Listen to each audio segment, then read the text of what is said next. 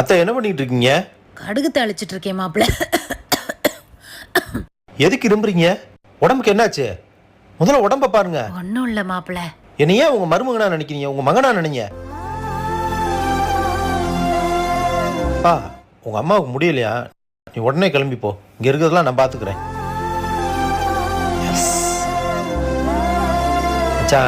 கங்கார் எப்படி குட்டியை தூக்கிட்டு சுமக்குமோ அதே மாதிரி கல்யாணம் ஆன நாள்ல இருந்து இங்கேயே தான்டா இருக்கா. அவங்க அம்மா வீட்டுக்கு போயிட்டு வாடினா கேட்கவே மாட்டாடா.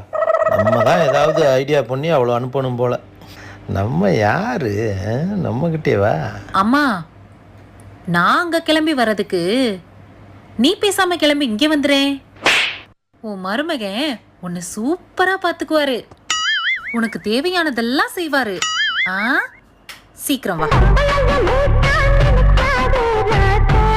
ராஜதந்திரங்கள் அனைத்தும் வீணாகிவிட்டன. இன்னும் பயிற்சி